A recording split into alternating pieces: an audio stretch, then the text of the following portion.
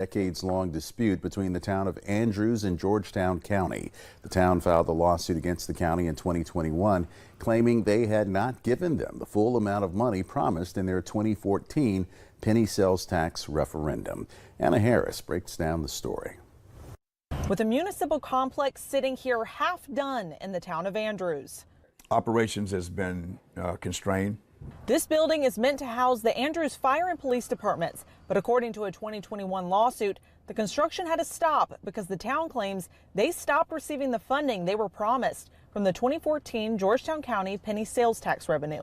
Documents state $1.5 million of that revenue was estimated to go towards the municipal complex, but when the county was collecting the total, they ended up having nearly $13 million over what they estimated. Plus, McClary says their complex ended up costing over double what was expected.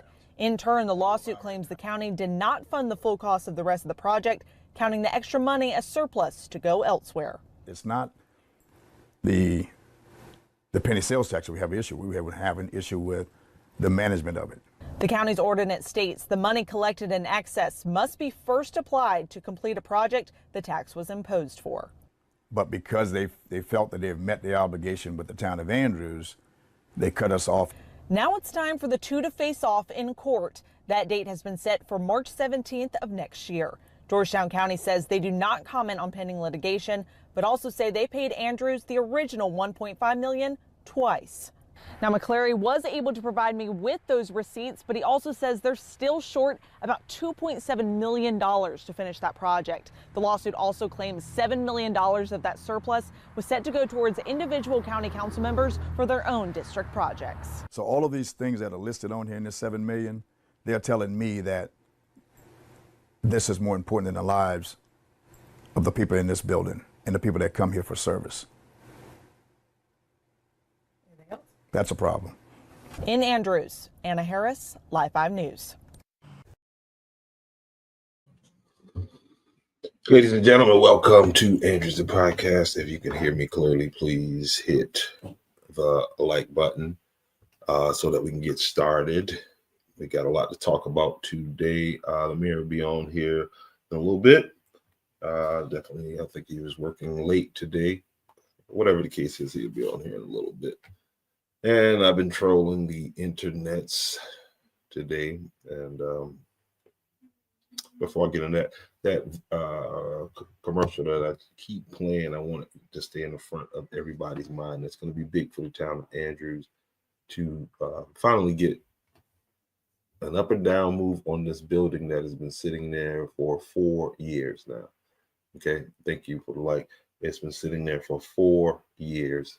And so March 17th, which is old St. Patty's Day, we'll be in court. I'll be in there with cameras and all that good stuff, bringing it to you all. So look forward to that day. Okay, what is a lot of things is popping up on the internet.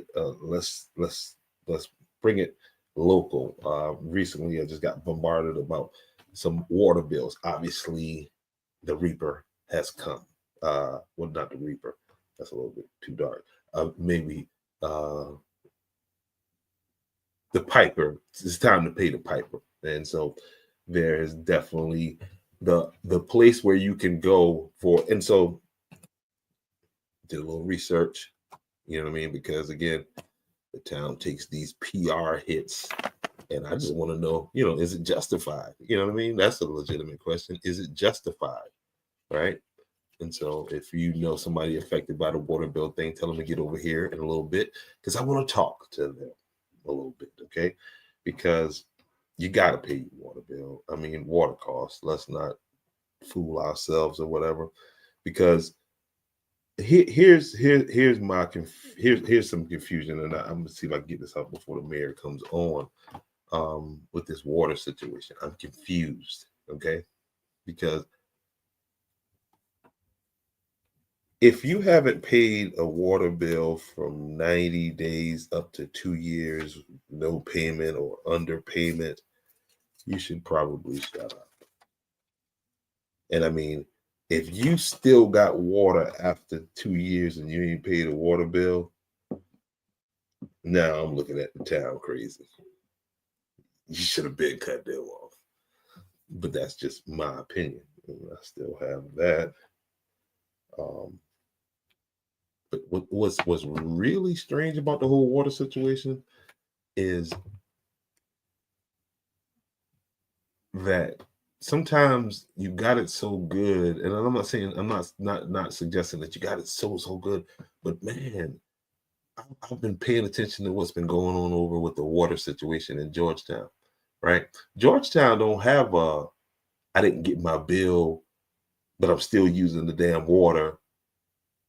And because I didn't get a bill, is as if you don't have to pay it. You know, like that's retarded, right? That's a problem. And you got that Andrews KKK News that has created a platform for people who don't pay their bills, or irresponsible people. When I say irresponsible people, you're using the water cost. So when the bill comes due, just pay the damn bill. And then, like in the last case, you got a discount on the bill. But this is the thing. And this is why I say Andrews KKK News over there, right? Check this out. No. Yeah. Check this out. No, first I want y'all to check this out. I had to put, I'm not putting a bunch of stuff for people up there, but I want this conversation right here with Miss Safiria Cumby, and this person sums it up. You're talking about a responsible person. This is what responsible people do. Even had a little laugh about it, went and made it right, did what she had to do. And this young lady is much younger than a lot of you people on Andrews KKK News that is talking. She's half a lot of y'all ages, which only shows that, you know, age and maturity are not always, they don't always coincide with each other. But this is y'all problem, right? You're using water, and it's the town's fault because they don't send you a bill, but you're still using the damn water, right? Move to Georgetown, where that water is going to kill your ass. Okay? Now, I'm hearing all of this, but I'm not seeing any of this stuff on Andrews KKK News, right? It's the water bills in Andrews, but the water is killing you in Georgetown. Okay? And they get away with, you know, a little statement from Mayor Giroux, and it's all good. I'm talking about chemicals. Mayor Giroux, she don't work for DHEC, but you don't got DHEC coming. You ain't got nobody got the news down there. Where's the news report? Where's the news report from the Live 5 News about the urine smell in Georgetown? This is going on right now. On top of, again, now keep this in perspective. You're getting water. Not only are you getting water in Andrews, you're getting some damn clean water. Okay? And again, you don't have to worry about Andrews KKK News covering this, because they're really not a news organization. It's a KKK rallying point.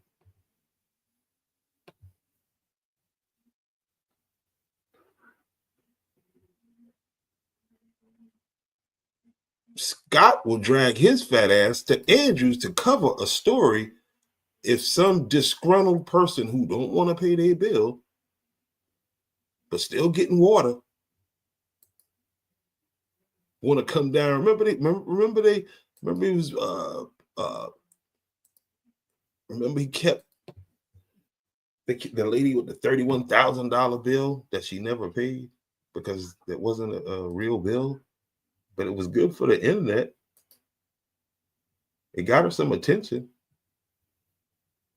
but they kept drinking the damn water.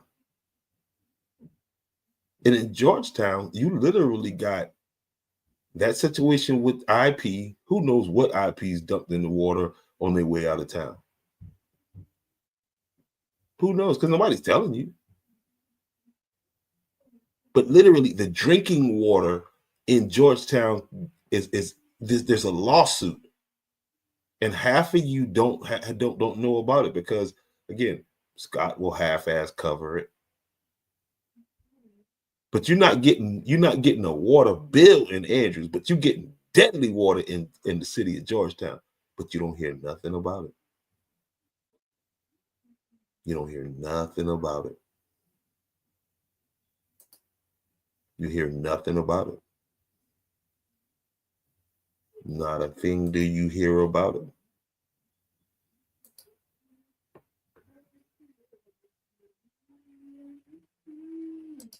Not a thing do you hear about it.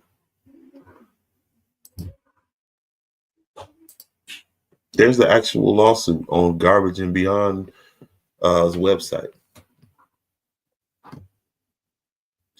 And so this works out for Georgetown Water and Sewer. They get the money in the lawsuit for, to replace the chemicals. And obviously they got to pay themselves to replace the chemicals, right? Don't they have to pay themselves to replace the chemicals?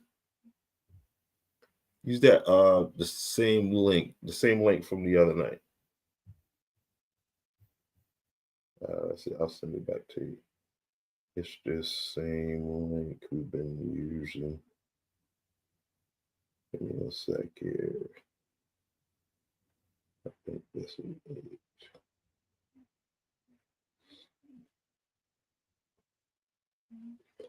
But you're getting deadly water in Georgetown, South Carolina, in the city of Georgetown. You're getting water that's killing people. That's what the forever chemicals do. Those they call them forever chemicals. Because those chemicals exist inside your body forever, and they have a bad effect. So tell me, what study is being done?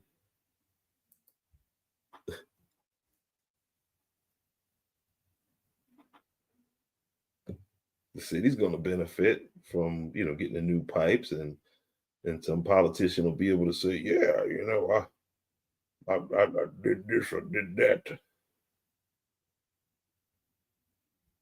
But in reality, you're still drinking that damn water. And again, here's this thing. They got leaky tanks over at IP. And I'm talking about the explanation. That's why I was like, in the mirror sometimes, I'm like, wow. You do a lot, bro. You be really explaining to these people, it's important to you to get the information out, and I got you. But Georgetown is what, 4 times bigger than Andrews, and how many people do they serve that water to? But you're talking about a water bill, and in most of the cases, there's water bills that. Come on, man. You just can't keep drinking these people water. Just think you can just come down there and bring $10 and drink $50 worth of water. Okay, I'll put something on it. I'll put something on it too. If I was the water department, a lock. And with some of you, the lock ain't gonna work. So you're gonna have to go ahead and cut that meter out of it. Trust me. They think water free. All right, let's see. Which link is this? Is this the right link? I think so.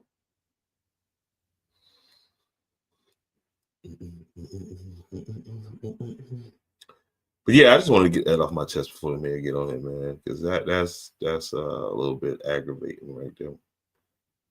To keep seeing some of the, but I guess the worst thing is that it's being platformed is more than anything. That's the worst part about it. Over there in old KKK news or whatever. But again, hey, listen, live stream. If you want to live stream your church service, if you got an anniversary, big singing performance you want to share with a larger audience, I have the solution right there. There's the website on the screen. Go there and check this out. Welcome to Clean Feed. your gateway to elevated online events. Specializing in multi-camera live streaming production, we redefine online content with superior quality. Elevate your online events with CleanFeed and stand out in the world of high-quality production. Join us for a seamless blend of technology and creativity. CleanFeed, high-quality streaming.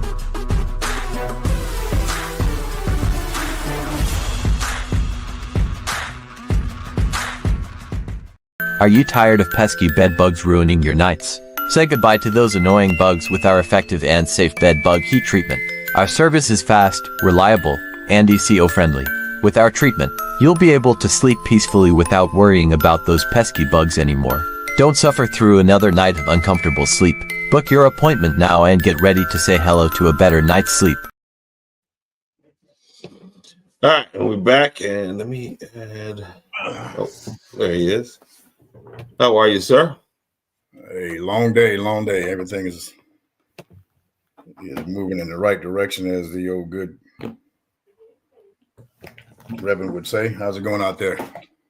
It's going good out here in Facebook land. I've been Not Facebook again.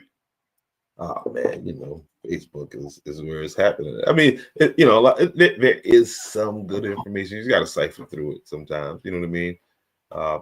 But I don't think we need to stay on it long. But I got some, of course, some screenshots and stuff from about somebody's water bill, and to me, that issue is, I'm still trying to figure out how is it that you're still getting water, and you mad about that. That's and then I look at what's going on over in Georgetown with IP, the shutdown, and then people reporting a foul smell in the air, and it's just like, what is the? I don't sometimes I don't know if people realize, I think it's just a matter. I don't know that. Just you have to be, well, I think just in that vein, you have to be careful when you start comparing, places and people and certain stuff. It's just sometimes it's just like apples and oranges, the difference in it. So you got to focus on your particular circumstance and deal with it. I mean, that's the way it is. So I hesitate to even discuss anything with Georgetown, because they have their own, they have their challenges like everybody does. I agree. I agree. The only reason, and you're right. You're absolutely. I 100% agree with what you're saying. The only reason I went that direction is because with this conversation historically in Andrews, especially over there on Andrews SC News, and again, we heard the one candidate that was running for county council express this: let Georgetown take over. You know what I mean? And again, maybe they're not saying the city of Georgetown, but no, that's what they said. Let Georgetown take over. Let the city of Georgetown handle it. And that's the only reason I would draw, not even drawing a comparison, but for those who would suggest that Andrews let Georgetown come in and take over, because you may or may not have gotten a water bill. And they've gotten water bills. Have you looked over the fence and say again? They're getting water bills. That's okay. I think I said that's the problem. That's the problem. That's not the issue. No, that's not the issue. Town hall has no. I'm saying receiving the water bill and having to pay it. That's the problem. That's where the delta is. That's where the difference is at this point in time. And we're working through those things. And again, you're not going to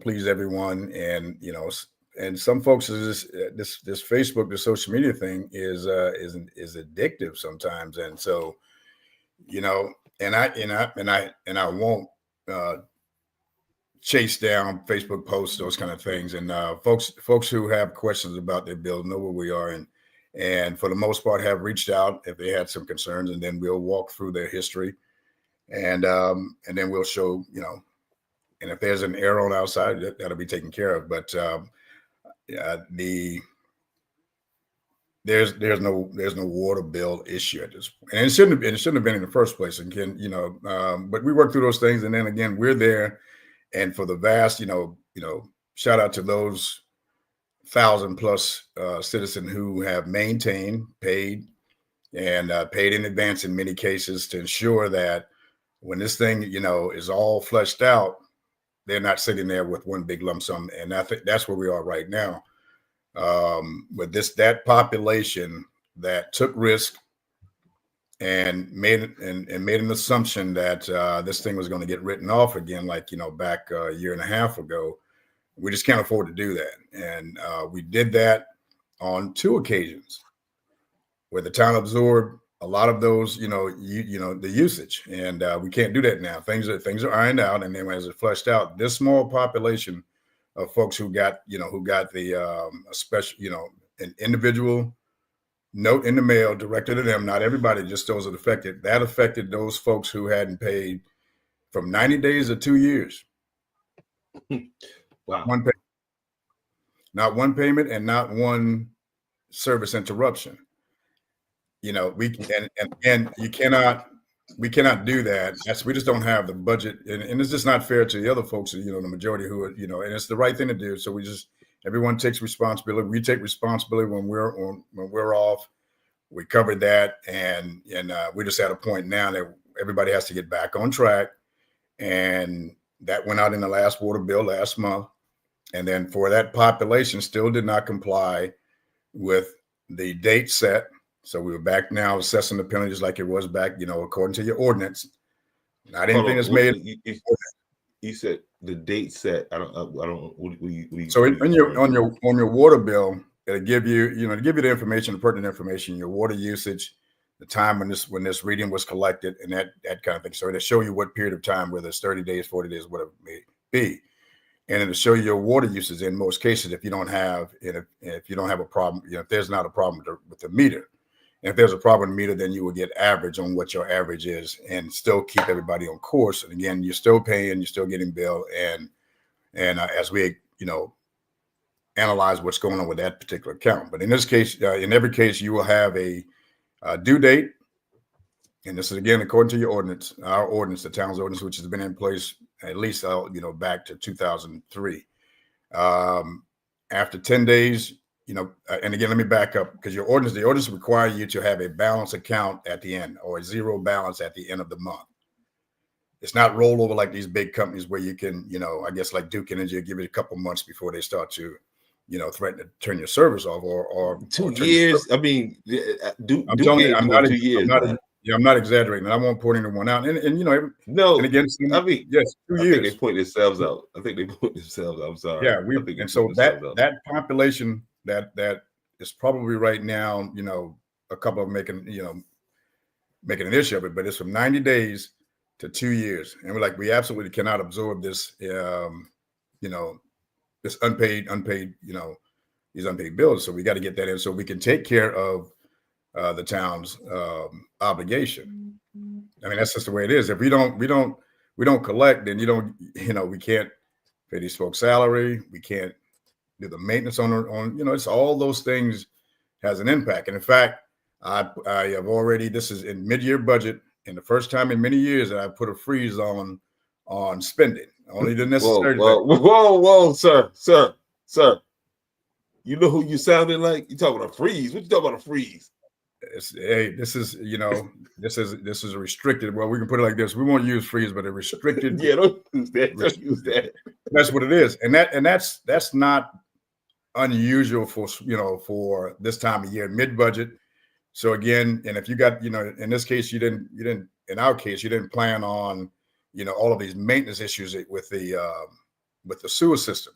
Things break, you have to replace motors and those kind of things. And so right now, there's about 3 or 4 of those things that really require a lot of maintenance. And so we're getting it done. And so what I've told the department heads, all right, manage your budget very carefully, because the revenue you obviously have to flow in as we project it. And then you spend a lot of times, if you're someone that comes from a place that you have this incredible large budget and you got a pot of money. In these small towns, it's as it's generated, it's applied to your invoice and those things. So revenue come in, it goes towards the expenditures. And that says it's not a business that just it's not an organization where you just build and stack money. You can't do that. There's a certain amount of money you can hold in your fund balance, but the rest of it has to go towards those things to run and operate and then pay those salaries. And that's how that is. So if you don't have that revenue coming in, I mean, it's logical that you're not going to be able to take care of the bills. Nothing magical about it. It's just that, again, and we all choose where we're going to take risk and not pay something this month or whatever the case may be, whatever their individual decision at that time. It's just that not something that we can or will absorb. At this point. Yeah, that's the note. And this note went out after the bills went out and after the suspense times were missed. This went specifically to the folks that again fell within that window. And when they come on board, and we'll listen to if there's any special circumstances. We've made some provisions for that and said, okay, but you have to, at this point in time, you have to pay at least half of what you owe, and then by the 15th of February, you will pay half of what's the balance of that, and then by the 20th, it all has to be cleared and get back online so we can all. And that's just this again. We are still stretching it, but again, we're not in a position to forgive any of those delinquent accounts. We can't do that. It just can't. I mean, it's tax time, so what I mean. It's tax time. That's all I can say. And just cut a little back. My suggestion would be cut back on your Valentine's Day celebration this year, and go ahead and get that taken care of. I will not get in the business of telling folks how to, but I know on this part, no. We have to hold. We all have to do our part to make sure that we're in a position to take care of our responsibility. And if you're in the town, you're in the system, we all share in that, and that's where we are right now. So. That's where I'm coming from now. I apologize for being late, but I'm looking at anybody that has a concern. I'll go through the history, go all the way back. And then again, it still comes out that, said account has been delinquent now for an extended period of time beyond what the ordinance. And as I explained to some folks, even as a mayor, I don't have the authority to just waive, that is our law, our policy, our ordinance. This is how these funds will be collected, and again, how they're appropriated and placed towards those things we've deemed as part of our budget, and that's where we are. And so then, and again, if your service is disconnected, then there's an additional fee because we got to send someone back out to do that, and that's always been a part of the scheduled fees for. Water and sewer, and then a reconnection. Anything after hours is you see what it will cost you to get your services, to bring someone out and do these things throughout the night. We just ask everyone, just we're going to take some responsibility here and do our smart part to make this thing come together as a whole. And because right now we're out of the ability to extend and again, we're not going to have it. We don't have a forgive it program now. There's some organizations out there that will assist, but they have their own criteria have to be met, just like anybody else. And so our service desk can provide them that information. But in terms of the town, we're going to have to collect those funds. There it is. You see it there, Town Ordinance Article 4. Rates and fees. Yeah, Article 4, rates, fees. That's 17,403 and 17,404. Yeah, and you can find that. They can find that online. Yeah, and that all is definitely, you can find that online through the town website or through the town app. But yeah, Yeah, I mean, it's You know, we take all the concerns seriously. That's why I'm personally, you know, getting involved in doing the assessment along with it. And staff is doing an incredible job to answer questions. And I'll tell you, there's some folks being really, really, really rude to the staff. I mean, and for no reason, you know. And again, they still hang in there and do what they're supposed to do, but they have a job to do.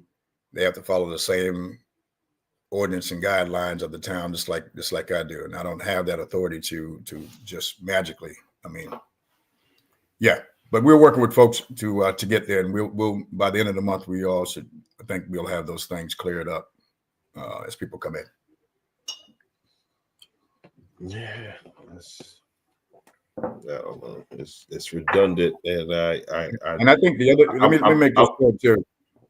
There, I don't know what's going. It's so just like everybody else, you take your mail to the post office, and it's supposed to go out. Now we received not with these particular accounts. We're talking this special category right now, but their mail's coming back. But it's the individual responsibility. You know, again, make sure that the address is correct. That's what we use based on the application. Now, once it gets to the post office, it's a federal organization. We have no more control of where, you know, how the mail is distributed. So if there's an issue with you're not getting your mail, I think to backtrack it and see whether it's been returned to town hall. So yeah, it's you know, we just got to get there. It's time. We got to move forward now. And simultaneously, you know, we're installing all of the new automatic read. Those things are now getting in place. We're getting that set up. You see a lot of some big pipes down by the old Up Jump the Devil. Or what yeah, that's two different operations. You have the automatic read meters, things that are going in, so we can now again, you know, just do the drive-by to pick up the readings as opposed to wand to the meter. That's one contract ongoing. The other contract is that we're replacing about close to 70 manholes, those things that have been dilapidated for years and just crumbling basically. You'll see on Jones Avenue where they're replacing one main manhole that everything from the west side of Andrews, it flows to this one manhole, and that manhole, which is right there at the intersection of Pine and Jones, has roots growing through. You know, those big. Yeah, again, back in the day, it was real cool to plant these oak trees. Was the hang up. Yeah, the oak trees now, these roots continue to grow, and so they're a freak of nature, and they right through those things, and now those things, once the roots get in there, then you know it prevents the sewer and all of the things that get in there from traveling, causing some of these backups. But these guys are doing really well. I think it's a company out of Georgia, I believe, that's doing the work. They're going to remove that tree and place these new manholes, and things are going to, you know, continue to improve the system. Still, you know, ways to go, but we're making a lot of progress. And soon you'll start to see some of the construction on South Morgan. From South Morgan down to Alder, it's going to replace the sewer and the water line, and then that'll be a freshly paved road over again. So a lot of things happening right now, and again, I'm proud of the team. In this situation, like when they start doing the construction on the road, is there coordination with the state to come behind and do a full repair so that, you know, I mean, we don't get it fixed, but then have horrible streets? Yeah, that's a part of that whole. That's, you know, again. That's that whole extended period of getting, you know, the contract in place and doing all the synchronization. So it's a contract responsibility. Once they get the contract, to do all the coordination with DOT. These guys are very professional. They have done that. I have not asked about the sequencing of these things because we're talking about 5 blocks on the main highway. How are you going to do that? You know, redirect traffic, but all of that is coordinated through with the contractor and South Carolina Department of Transportation. You'll see off of the main roads inside of the communities, that's controlled by the contractor. So you, like, you know, for example, Alder and Far right now is blocked in that area because those guys are in place but they're doing it quick. and they're getting it done and moving on. So they've installed, I think, at least 10 in the first week, and it could have been more if we didn't, weren't stopped by that storm we had. Those 4 or 5 days of bad weather. So incredible work they're doing, and it's just going to make, again, improve the flow of the sewer, the water. And a part of that contract is that once they gut the road, install those pipes, then also built in there is the resurfacing of the road. So all of that's going to happen with this contract. No doubt. Man. Hey, listen, you have to reach out to your grandson so we can go ahead and get that Super Bowl pregame show started. Hey, I think he's still hurt from his predictions didn't come through. Yeah, you saw him. He had his head on the table. I think you can't be an emotional analyst, Yeah, he did not want Philly going into the Super Bowl. That just wasn't. Hey, AJ is a diehard Pittsburgh Steelers fan, and then but he knows so much about the game and how the game is played. But it had him just shook, man. He was lifeless almost, and so we're getting pumped up, getting ready to go, and I'm sure he'll probably be going with Philly, for the Super Bowl. And I don't think he don't want to see Kansas City win again. He wants to stay evenly distributed. I'm like, nah. I think Kansas City is going to give these guys all they can handle. All right, I don't want the Philly people coming after me now. Hey, it's going to be hard to beat Taylor Swift again. I'm gonna hold my pick until right before the game, but it's gonna be hard to beat Taylor Swift. And I tell you, man, the league has been catching a lot of flack this year, and especially this week, about just the calls. Like, I mean, it's a like an open secret throughout. I seen an interview with Terrell Owens. Yeah. He was saying, like, he's one that he was one of the ones that he's not gonna say that the league is rigged, but he's like, man, those are some places standing calls, and but it's something to be said about the superstars of the game. They're probably going to get the benefit of the doubt. Yeah, because I mean that's who people that's who people going to see. Jordan. Yeah. And it's players like that, and the refs are fans too. I mean, much like we talked about my grandson, who just was ejected from what was going. But these referees are fans of the game as well, as much as they try to be professional. And so I could see some of these calls could have gone another way. But again, you're talking about Mahomes. That's Magic Man. Mahomes makes it happen. It's awkward. It's unorthodox, but these guys are going to have to take. Going to have to beat him. And Taylor Swift, I welcome her to the game. It's amazing how folks get bent out of shape over. I'm Yeah. Hey, go find, hey, tell Jalen to go find him a superstar girlfriend, and then, so she can distract people and he can win ball games. I don't know. I think it's cool. It adds a lot, and that's what I love to watch people just get all bent out of shape over her.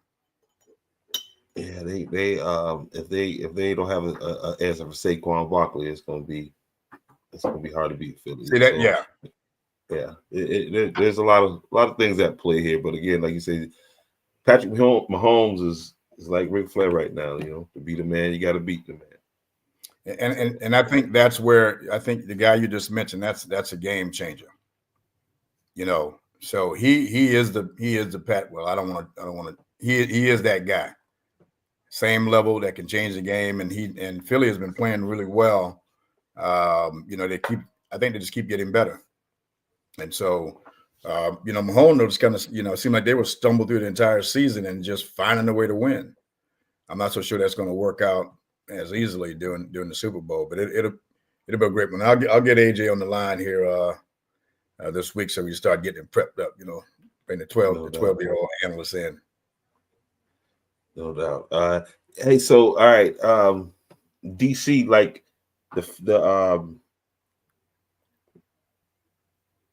what have you come up with the plane crash? I mean, what have you learned? Oh man. So other than us, working out local challenges out, man. Yeah, I have to be honest. I've been consumed with what's happening at the national level, and the reason being because a lot of it is starting to impact us here at the local level government. And we some of our previous shows we talk about people being focused on the town and the county level. That's the greatest impact. But as you look at a lot of the things that's unfolding right now through the new administration in their efforts or strategy to shake things up, it is causing the ripple effect is impacting us with respect to federal dollars that we've already been awarded. Not just us, I'm talking, everybody at this level. But we'll get to that. But in terms of the obviously a tragedy, I watched this thing over and over. And again, I reflect back when I was in the military and many hours, I would say, not as much as a pilot, obviously, but on these Blackhawks, both in training and in combat, and just being soldiers, man, my heart goes out to their families, obviously, and those 64 folks that was killed in on that commercial airline. But obviously, there's something went wrong. Whether it's the human error, just too busy of an airport. When you're mixing fixed wing and rotary wing at night, wearing NVGs, those night vision goggles, those things. There's a lot of things that play into it, and then some will question in terms of was it too much for one, but they've been doing this for years, so we can't really blame them. I think everybody that is involved were not rookies in what they were doing. The pilots were 6+ years in the commercial aircraft. You look at the hundreds of hours that these pilots have been flying. So, but something obviously went wrong, and I think we have to be very careful. There's a lot of things that have been said, I think, just off the cuff about our military guys in the choppers, and I don't think it's a time to let the investigation unfold. Now, I will say about the Black Hawk, it does have the ability to maneuver and do things, obviously, that to avoid whether it's a missile, ground to air missile, or rather it's an aircraft. They're more of an evasive aircraft than you would have in a fixed wing, obviously, especially an Airbus commercial airline. And I just can't, I see it. I know what I saw. Everybody's seeing it. It seemed like there was enough time to identify this aircraft, because in a Black Hawk, you have, and again, you have the crew chief there, you have the pilots, obviously 2 pilots and the crew chief.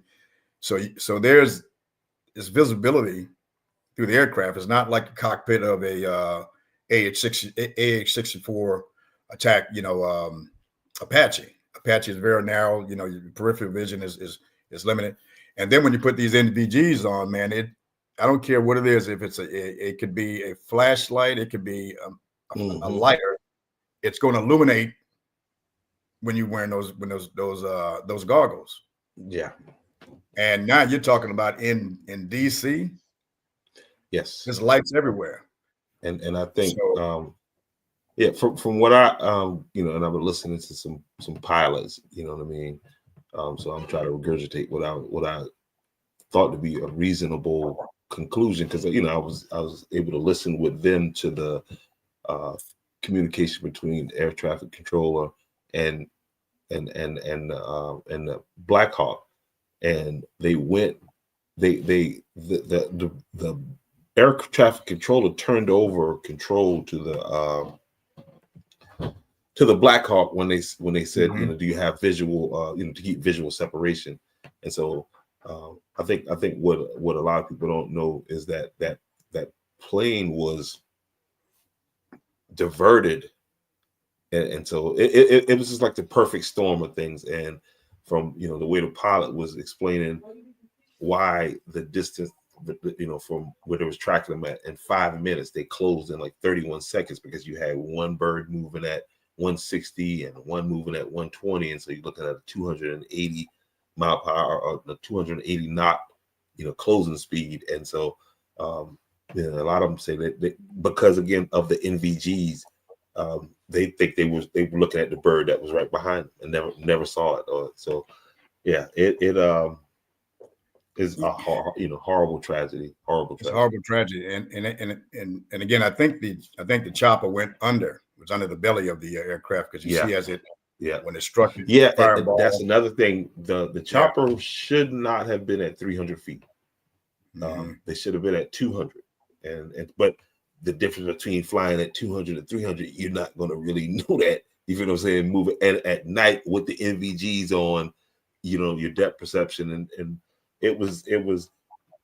I mean, for the sake of all of the lives that was lost, everybody can agree that things could have been and should have been done, better.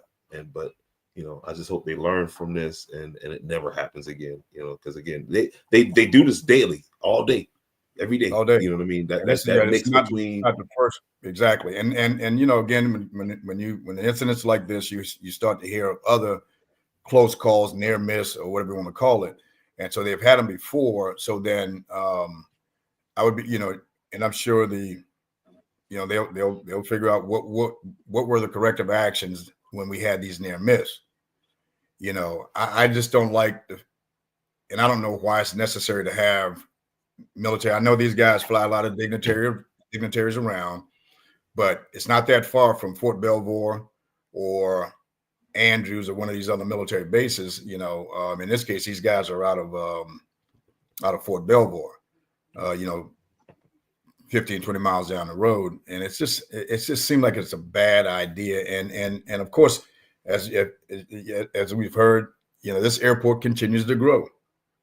More flights, it's just, and in terms of the flights coming in and out, and everything else, the physical structure, or it's still the same. There's no new. Yeah, and you talking about none of that. Tight windows where you got to be in and out of this window at a certain time. You can't be at a certain height. You got a lot of areas, restricted areas, that you can't fly over there. So this and all of this, again, you talk about the busiest airport. It's just that's got to be considered. Are they trying to do too much? It's probably too much. I mean, and you have Dulles. Dulles is a much larger airport, much larger. Mm-hmm. I mean, it takes you seem like 10 minutes to go from the main terminal over to where you go. I flew out of Dulles, a lot when I was flying back and forth from the United States to Kuwait. My last tour, those 3 years. I mean, it's like every 2 weeks I was flying over to Kuwait, because I had an office there. I had troops forward and some back at Shaw when I was there. And so as a future planner, I was back and forth, and that's a 14-hour flight. But again, my point is that there's a lot of space. So maybe some of that traffic has to go to, and it's a little, it's off the beaten path. You can't get to your meeting as fast, and you got to, travel from, one side of, back over to where you probably have to meet at the Pentagon. But you have to reduce, I think, the traffic at this airport. There's just nowhere else to go. DC is just built up so much. It's just nowhere to go. In Northern Virginia, same, it's the same. It seems like it's all one big cluster, and so they're going to have to do something. But as we all analyze this thing, and those folks, we got to keep the families of these victims in mind, and be careful of how we, address this talk thing. about it as if it's just a political talking point. You feel what I'm saying? DEI. Who cares if DEI, DEE, or whoever, you got some, a loss of life. And so, but I mean, I think it's just going to be that right now. But Let me ask you: did you happen to catch the DNC? They named a new committee chair. This guy by the name of David Hogg, but I don't have it queued up. But did you happen to catch any of that forum that they had on MSNBC? No. I saw when I was surfing through the page there earlier today. I saw something. I don't have any context on him. That well, I'm not even gonna go into it, but man, it's worth. I'm gonna just say, that right there is that's if that's the leadership, JD Vance 2028. And I think it's fair to say, as we look at these parties, one party is on the cruise, and the other one's right now trying to find their footing. And I'm so, telling you, what's going on, Mr. Pilo? It's gonna have to be and so I'm gonna go ahead and say this. That's why I think this guy right here is gonna be continuing to move. That's trash. Hey, he is trash. Listen, but okay, let me ask you this. It's kind of extending that conversation we was having, because I tell you that's a protected guy right there. That guy's protected. Now, right? And I'll give you the credit, because you were tracking this as it was developing. You brought it to my attention, and when as you know, my first response, Stephen A. Smith. Nobody really likes him as a sports analyst. And so he's now going to drift into politics. And so I started to pay a little attention. I'll listen, let me see what my host is talking about. And so there's a lot of conversation about, Stephen A. Smith. So he's appearing on talk shows and those things, but I will tell you what. How is it? Here's how you know he's protected and they running this play on the American people. Stephen A. did a 180 on Kamala Harris, and nobody's saying nothing. There was he's not getting. Yeah, but you know what? I think when they get closer to this midterm deal here, and as he poke his head out as a serious candidate, I think he's going to get roasted. He's going to get cooked, as his kids say. I say to you again. Listen, I got love for the Democratic Party. I don't rock with the Democratic Party no more. I'm more independent, because the Republicans fool and the Democrats fool. Democrats fool Democratic. I sound like somebody. The Democrats. I know, right? So that sounds familiar. So, the Republicans are crazy, and the Democrats. So I'm in the middle, like enjoying it. You know what I'm saying? Because I try to draw something from both sides. You know what I mean? Mm-hmm. But it's hard to draw from if what I saw. I'll put it like this: I went to a meeting here in Orangeburg, a Democratic convention meeting. It was the worst, most unorganized. And what I saw today, what they had on MSNBC has pulled that thing, but I got it. Mm-hmm. It was what's that? When they named this guy as the and do you know who David Hogg is? No, I don't. Oh, that's a young. Is that the young kid from from the gun control and all that? Yeah. Yeah, that's your new chair. Which is that the Colorado incident, or where was that? Was Florida? What was the name of that incident? I didn't recognize him with his with the facial hair. Hey, yeah, he's going to ruin the Democratic Party. If the Democratic Party, yes, the Democratic Party best wake up and move away from this, because you got more common sense people that listen. I'm gonna lay it out here. He's not going to move. I think you're going to have to look at as they continue to analyze this last election and this big swing from the Democratic Party to the Republican Party, the youth. And I think that's where, I think a lot of the young folks started, and again, a lot of folks don't care about identity politics. A lot of folks don't care about the transgender movement and all these other, you know what I mean? A lot of folks really don't care about it, and I think they showed them that. But but I think, and these things ebb and flow, and I think what's happening right now with what these the way this administration's is moving very hard to the right. I mean, extreme right, and excluding a lot of those folks who have been given an identity. And you got to look at those population, and that's. I mean, right now it's Democratic. I mean, Democrat, Republican, male, female. None of that other stuff that has really become, as people have identified and been recognized, and there's legislation put in place that protect these folks, and so now all that's going to be stripped. I think it's going to make for a very interesting midterm election. I'm with you, but right now the perception, especially if those eggs don't come down, and perception. And that's the thing, you know what I mean? It's like this is going to be a long 4 years if after 2 weeks, and the man been in office 2 weeks, if I say like Dave Chappelle said when he started his comedy special on Netflix, goddamn folks, y'all gonna have to toughen up because it's gonna be a long 4 years. Well, you know what I mean? It could be a long 2 years.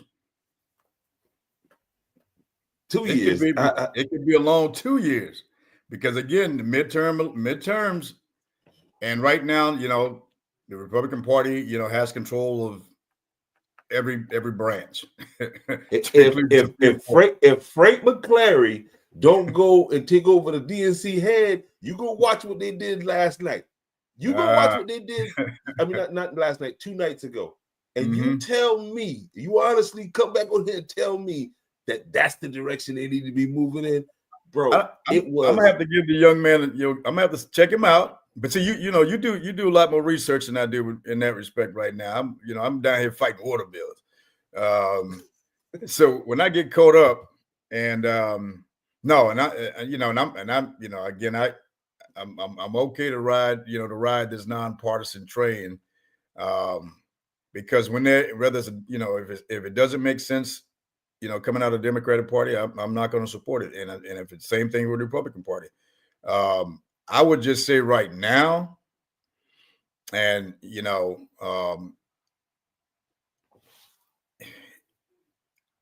it's chaos. It is chaos, and I believe it's unnecessary chaos. And I know that it's a strategy. Let's scare the hell out of everybody. And then, let's throw all this outrageous stuff up here, and we will, and we know it's not going to fly in most cases because a lot of stuff is Congress's decision. I got it, but the problem is that it's not enough of Americans understand how this works, and it'll send people there you go.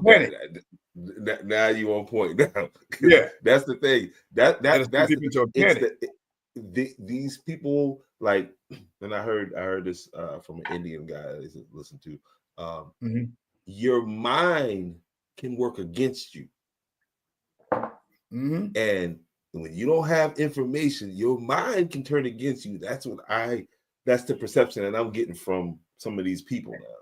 And I believe that's the risk that's taken in a strategy like this, a fear tactic.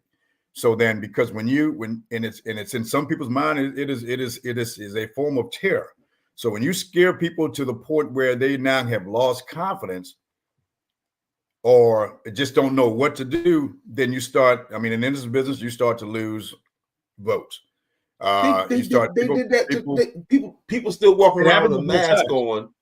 That's what I'm saying. People still walking around with a mask on, thinking it's protecting them from COVID. Like, hell, I had one on the other day. if my instincts say, hey, put a mask on, I'm putting a mask on. I'd rather be safe than sorry. I didn't, everybody have their theory about that. But but when you start seeing the globe as they were tracking this COVID thing, start this whole wave just turning red, that indicates the death. I'm wearing 2 masks, partner. I'll be that guy. I'll let Fauci and all of them guys fight over that. But if you tell me if it's just a piece of cloth, hey, listen closely because I'm talking through 2 masks. That's what it is. Yeah. I don't know, man. I think this guy is gonna do. We're calling him a plant already. We already spotted him as a. I think you need to unpack that a little bit. Unpack that a little bit. So who's planting him? Who's planting him? The Democratic Party. Who's behind him? You think the Democratic Party is pushing him out front? Let me back it away from the Democratic Party. I'll say the elites, some of the elites like Bob Iger, the folks that run ABC, Disney, these folks who own ESPN, who have made this guy a larger than life figure. He hasn't played basketball, never, really don't have no created a life for him. But I think they because a lot of brothers ain't get in line when it came to the election this time, right?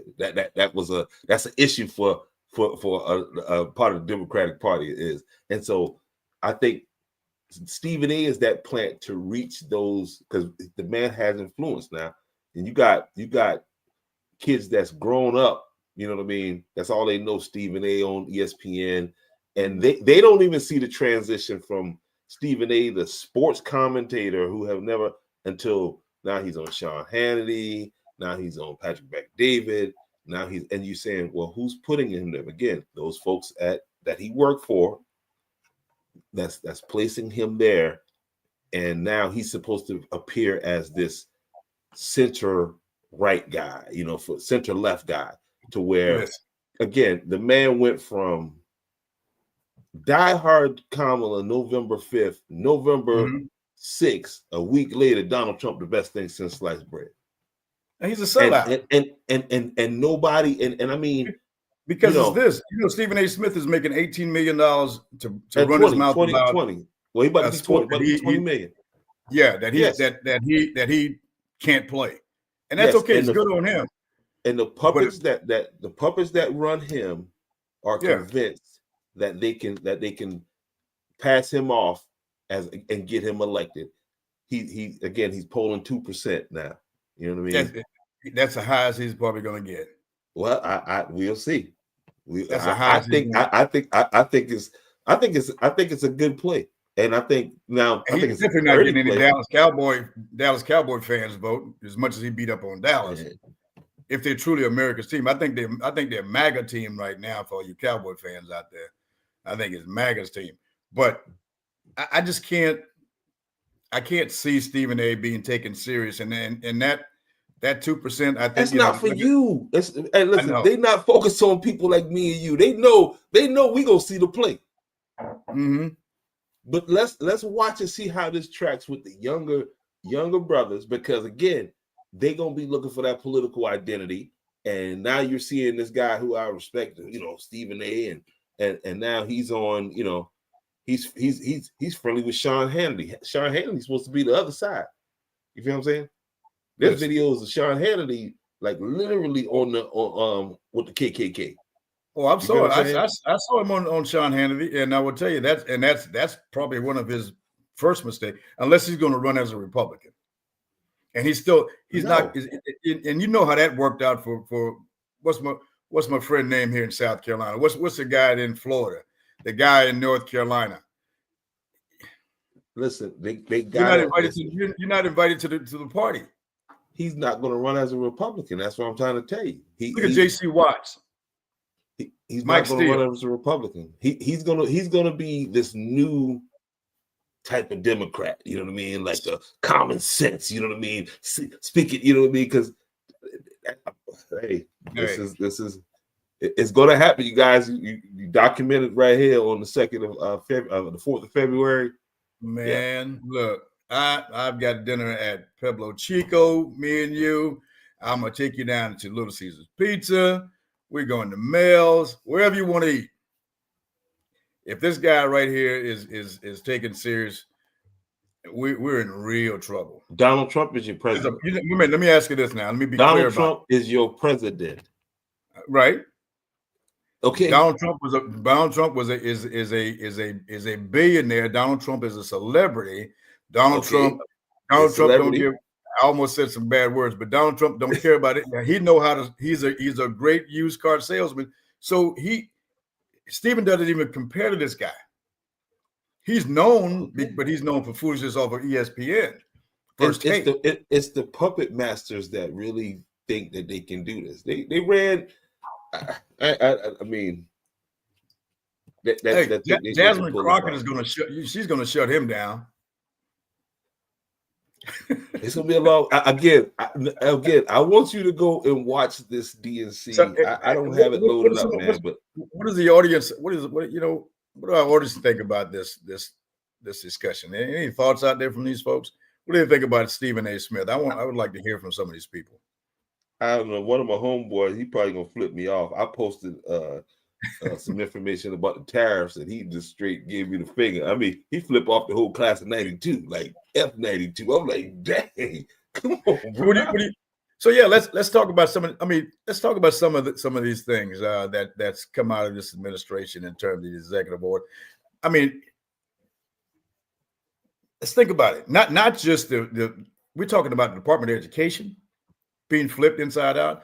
We're talking about the FBI. I think it should be. I think it should be. I think at the federal level, USAID. That is, But what is USAID? Huh? What is USAID? Let's look. This is where all the resources now we have to understand. We didn't become the world superpower by just sitting on our hands and taking care of what we have been for a very long time, supporting and aiding those outside of our boundaries, the United States. So all of these funds that go to these Doctors Without Borders, which means that now you can go out, there's people hurting all over the world. We've been doing this for quite some time. So you look down and so it's a lot of things packed in the USAID that help people abroad. And when you say Doctors Without Borders, that means they can go anywhere. It's recognized by the international community that these guys can go and provide these services, rather, these AIDS, and we know, again, AIDS took over the world for. I mean, that was a real pandemic, and now apparently there's medicine that keep those kind of things out. We have been the leading country that is helping keeping this down. You don't become the superpower by just sitting on your hands, and so we now gonna pull him back in, and I think there's all organizations can use some fleecing. I got it.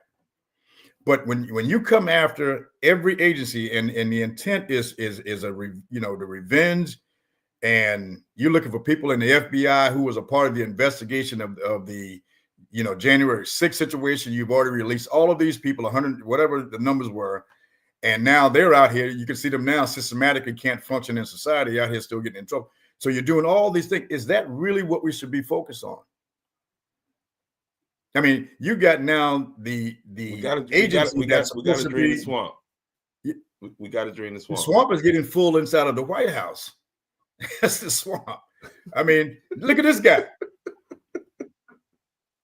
This guy's a South African, right? Elon Musk. And here's the thing: this is actually false information, because that's not the statement that he made. This is. I don't know. I saw one of his. What they call him? Tweet. That's their interpretation. And Elon, to think about it now, you're talking about the world's richest man, South African, now have direct access. He brought in 6 of his tech guys, his engineers, who writes He's code. An African American. Huh? He's a DEI guy, and so you have this guy now have direct access to all of the data in the Treasury Department. He brought in 6 guys from the age of 19 to 25. These smart tech guys. and now have access to all of your federal, whether it's veterans, everything right now, and now getting the codes. Why would, and none of these guys have been vetted. Elon haven't even been vetted through Congress, and haven't gone through none of that.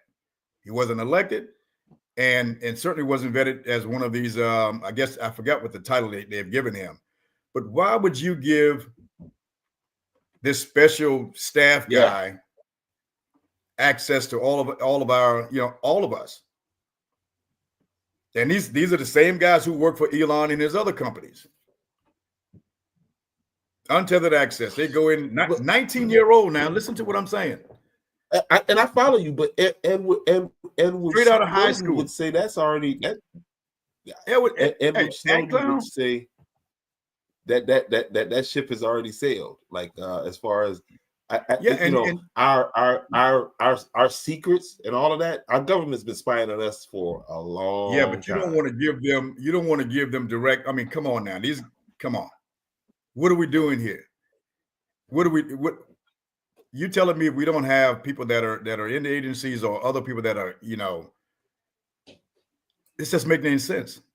A 19-year-old. The Democrats got to run a better campaign. I'm just gonna keep it 100. $1.7 billion, and they couldn't get it. They couldn't.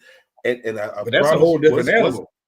Once I send you them clips of that show meeting that they had to select that guy, I'm telling you now. Somebody better send it. It won't justify what's happening right now with the unnecessary terms. I mean, I'm talking to friends right now. I'm constantly talking to friends up in the DC area who is now being impacted by all of these. I would tell you when Donald Rumsfeld was I think he was the Secretary of Defense, I believe he was. He'd have this thing to call snowflakes. So I'm coming out of going into the Pentagon after my tour combat, and I'm hearing about these snowflakes, and he would send, and it was a note. And when they see one of those notes coming down, that means somebody, this was a very impactful. Somebody's getting fired. This right here is like a firestorm. What's happening right now? And sometimes when you create so much chaos, you can't get it back together. And when you have when you have these things, because the DOJ, Department of Justice, the FBI, all those guys are supposed to be separate. They don't work for the President of the United States. Yeah, but we got to be independent, and they should be able. You got these guys out here now subject to be fired because their job was to investigate the January 6th, and now everybody's name is being submitted. I mean, we are at an unprecedented time, and operating so far out of our Constitution, and overstepping our boundaries to it. It's going to be difficult to get it back. And again, I get back to if this continues, I think that midterm election and nobody and everybody's afraid to challenge it. Now I'll give it to some of the judges and say, you can't do that. These federal dollars already are committed to these folks. This is for the infrastructure. This is already gone. So I woke up, like I was telling you in the morning, I woke up to an email that came down from DC for all of the recipients of these dollars, saying, look, it's a temporary restraining order on executive order, whatever it is. Continue with the contract. And again, so the things we were talking about. Let me finish this thought. So all of this construction we were talking about that's going on in Andrews right now, had the judge not put a temporary restraining order on that, all work would have stopped, because those are the federal dollars that are paying, federal and state, that are paying for these things, and that's what towns that's our small towns, big, even the big cities need those federal support for the infrastructure. And from that document, from that memorandum, let me pull it up. That was my understanding from it, is that it wasn't it was the media took it and it was they cutting the food stamp off, they cutting off the Section 8 and all this other stuff. And from what I understood, it was they were streamlining these programs to make sure that they were in line with what this president was called a temporary pause, as was in line with his thing. And we talking the these gender-based things, like with the you see what happened with the passports, and as far as these men competing in female sports and all the stuff like this. This is the kind of stuff that the Democratic Party, as long as they embrace, they're going to lose every time. Yeah, but you got to look at each of these executive orders separately. And now, yeah, so okay, I think now, but this is a memorandum. This ain't an executive order. Yeah, and I can't read that one. But again, okay. They came back and said it was very vague. And here's the thing: it's interpretations like anything else. So you send this down, and how every department head or whomever at each level interprets what is coming out here could be very different. And so you have, you have people panicking. I mean, yes, some may understand it for what it is or what the intent was, but again, when you read it, that's why they had to withdraw that thing and then rewrite it and then kind of lay it out. Because this is not, I think this is the second version if I'm talking about the same document. And I think that's sometimes sometimes you have to go slow to go fast. When you come out of the blocks just sprinting, you don't think through all this stuff and understanding the ripple effect it have on the country. That's why I say that's the media now. The media has that's the administration in that, because it's the way they covered this thing, even with the story with Elon. They covered it with the hey, he's doing this, and it's not that. Like, again, they know the average person ain't gonna sit and read this thing like I'm gonna sit and read it, detail like that. But the media has a lot to do with the gaslighting of the public. And I think that's on both sides. But I think when you read this thing, even for us, when we read, there's two different memorandums that came out, and they one laid things out a little bit better when that judge, placed that restraining order. Then they had to resend that thing and then send it back out with all, here's what we're really talking about. That would have been helpful up front. And as far as Elon is a disaster. He has no brakes. There's no guardrails for this guy. What is his job? Has he been appointed? Like, I don't even know. No, he's been tasked. He's been appointed directly by the president. It says, I think it's the DOGE, the Department of Government, Department of something of the efficiency, government efficiency. So and again, this is not new. I get it. And you go in to see where we can now gain some efficiency in these departments. But these guys are coming through like just shutting it down and said, okay, let's shut it down and see what falls out.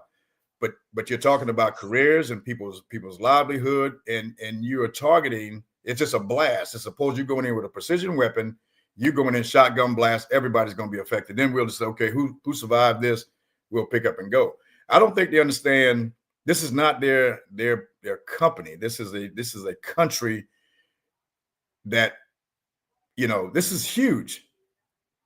So you start stripping the federal government down to bare bones. And again, I'd be the first. I know there's some fat in some of these areas, but I think that the approach we're taking right now is not good for the country. But we'll see. That's I'm just down here. Listen, the country chose that approach. That's the approach. See, I think the problem is, you don't know what you're going to get. It's like you don't know what you. Hey, and we'll see. Here's the thing. And where's any of this talking about the price of the food going down? We're talking about buying TikTok. We're talking about taking over Panama Canal. We're talking about buying, taking over Greenland. Tonight, we're going to take over Gaza Strip. We brought Canada to his knees the other day with that tariff. That's what the press secretary said. And then now it's Gaza. So we're gonna take Gaza and turn it into a resort. Really? Yeah, they need it. I mean, something got to be done with Gaza now. At least we got some ideas. You know what I mean? Because now, this is the thing that is so extreme. Think about that. You're talking 5 million. That's why we elected folks live in there. That's why we elected this man. The question they're asking, where are the people going to go? If the Americans, that's going to be, again, this was put out tonight doing their press conference or whatever with Yahoo. It's like, and you can tell he was shocked by that. Well, hey, we're looking at this thing a little bit different. We're going to go in and take over the Gaza Strip. That's going to be American. That's going to be American territory now. And listen, I'm tired of every year in the Middle East. So listen, Trump, if you can make it happen, sir, I support you in your efforts to go do that. I don't know how you're going to do it. The thousands of years since that fight. Maybe he's got the answer. I don't know. You feel what I'm saying? But I know that's what the American people chose. They didn't choose that. Yes, they did. But that's what I'm telling you. So then, and we've seen it all. I mean, even in where I sit, you say, well, I want this guy to do this or this woman, whoever's in charge. But when you get in there and you start doing things for the good of the whole, it's not going to make some people happy. But I thought you were going to do this. No, this is what I'm mandated to do, and we try to keep that in, and not go too far left or right. This right here, bruh. I'm looking to see what, again, if we stay on this pace, it's going to be very interesting. But the things that really caught the attention of America, they thought they were going to get money back, and I know it's early. They're going to get all this money back. The price of food and gas going to go down to just by changing. Now I'll give it to them. It's only been a few days, a couple of weeks, but there's a lot of things that have happened that people will draw the conclusion that because it's so chaotic right now, some are saying it has something to do with these two, situation with these crash. And again, we call that TDS. There's nothing we can do about it. That's called Trump arrangement schedule. When you clean out, the FAA, and you because anybody who looks like or sounds like you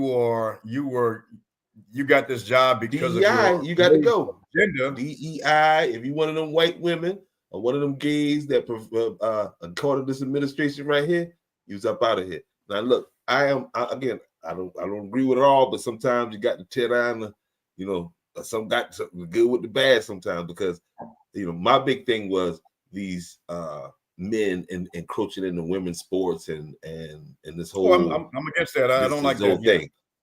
So if I can get I that, don't think that's fair. I can ignore all the other damage that happened. All that, you know what I mean?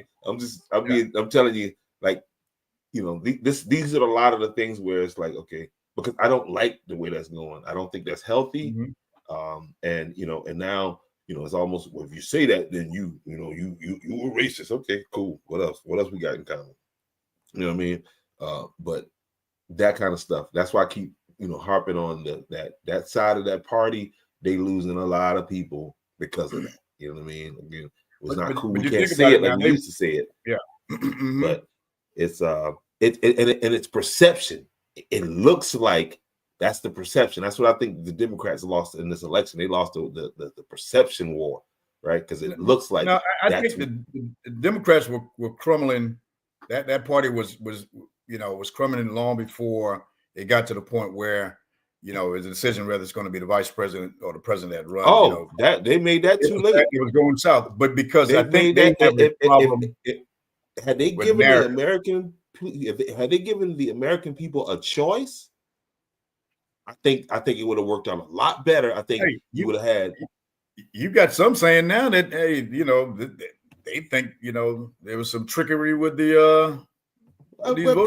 Listen, y'all cheated. They cheated when they got Biden in 81 million votes. If you think Biden got more votes than Obama, then okay, cool. And we cheated this time.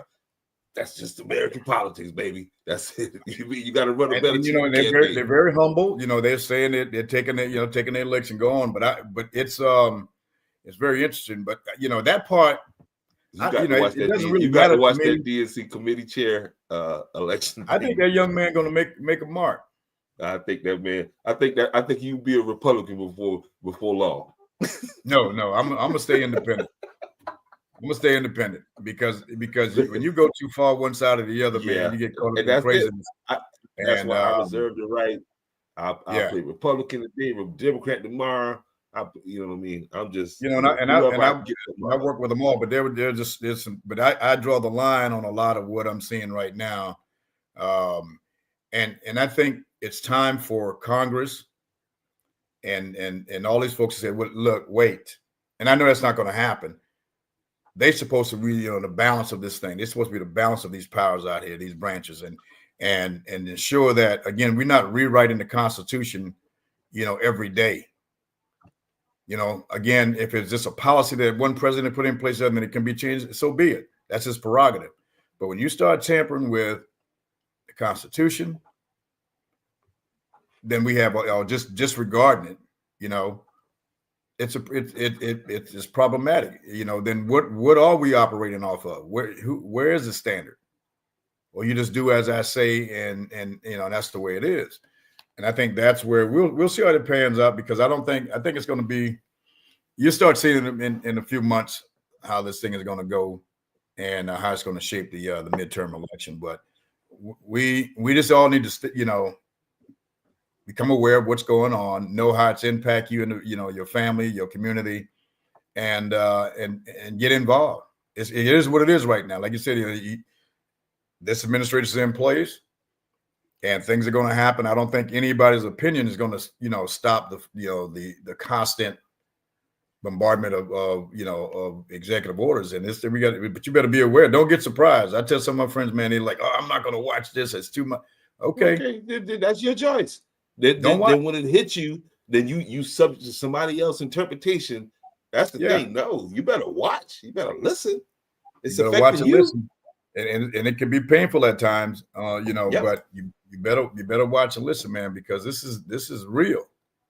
This is real, and it's going to have a real impact. And I think the thing that's going to be those who was expecting this thing to hurt one party or hurt this community of people, it's going to affect you. It's going to come down to class. Where do you fall in this economic class? Because it's going to have an impact across the board. It's not just going to be focused on white, black, whatever. If you're in this class, then you can't withstand a lot of what this, because again, if they don't understand what these tariffs is about, if you're going to place, tax these people, just imports, guess what? When Walmart get it over here or whomever it is, they're not going to take the loss. They're not going to be like we did for, 2 years. We're going to absorb these until we get things fixed. No, it's going to hit your pockets and you're going to feel it. I mean, so it sounds big talk. Yeah, we're going to tax China. We're going to, this tariff on China. Okay.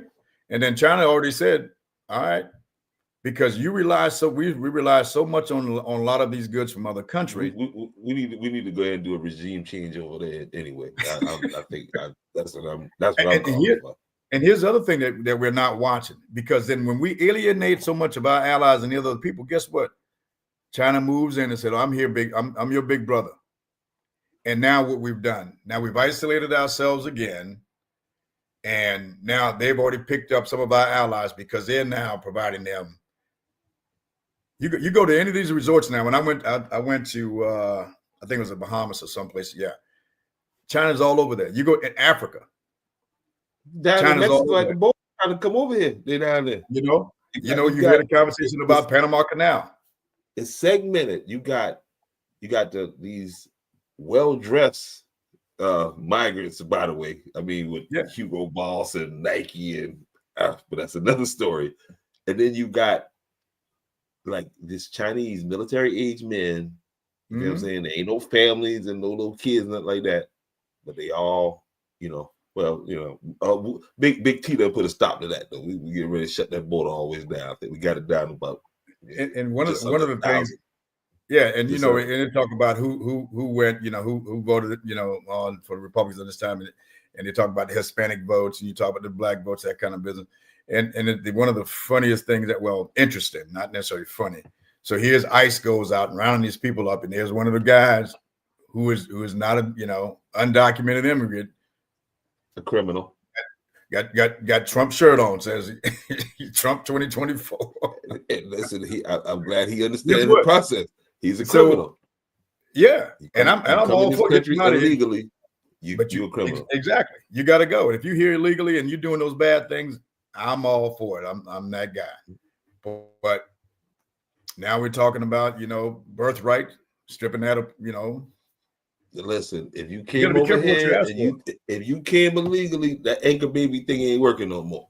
That's the thing. So once But you get over but here, that's pop gonna out get about 2 or 3 of that'll them. get tied up in court though. That's one of those things you Get just can't strip away because that is As now long as the court is on the border, then just let's sort it up there so they don't have that far to go back. now one thing I like the fact that Mexico is putting 10,000 troops on the board, and that I think that is a good thing. Especially for Georgetown County, where the fentanyl coming from? Good thing. That's a good thing. So I mean you have to be mindful of this influx of people on your economy and on your communities, that kind of stuff. But again, we are a country that it's written, it's documented that come to us. We've invited them. Yeah, we Just have to, they just have to do it the right way. Listen, for the next 4 years, we put the freeze on that. Tell you that right now. We about to get America back right, and then we turn it back over. All this foolish talk, but this woke talk and all that. There, we got this here for the next 4 years. Yeah, it's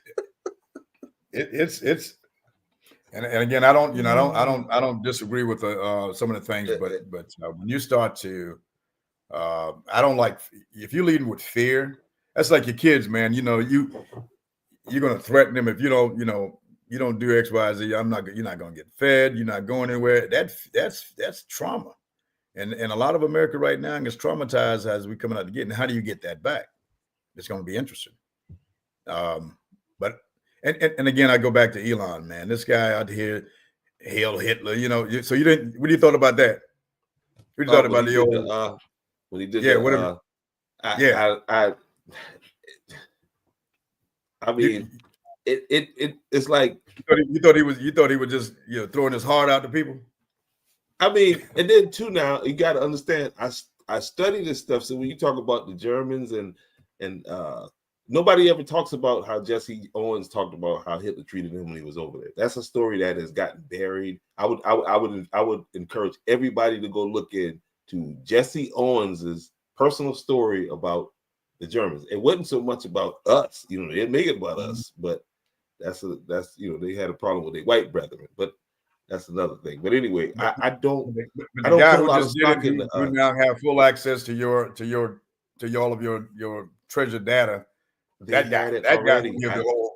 What do we think about him already? They had it. I mean, Elon's a problem.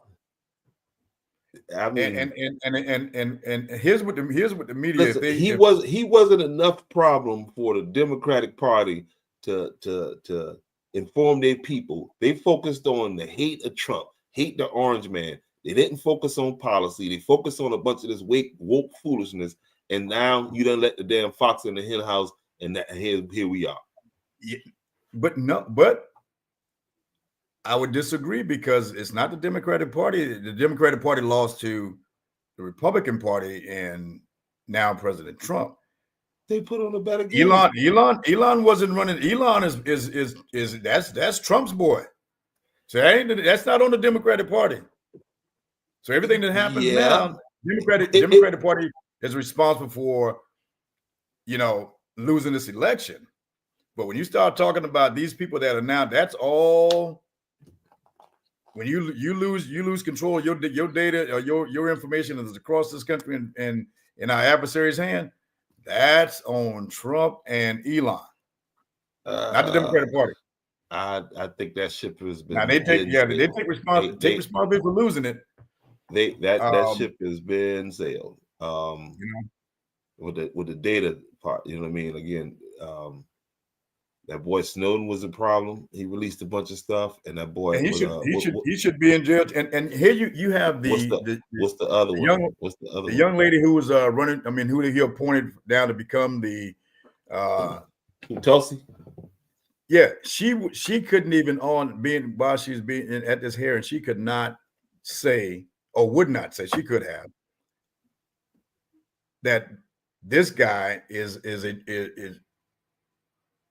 treason against America. I mean, come on now, he should be locked up.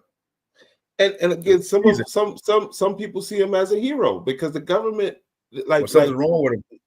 Well, I mean, but the level How of can Snowden be a hero? the level of spying that the government has done on the American people, that is not right. Like I mean, from these things right here, these things that, like, you talk about information, these things right here, and the government has been in control of that. And I mean, Yeah, but I encourage people to go again and watch your boy Mark Zuckerberg, who has flipped the script.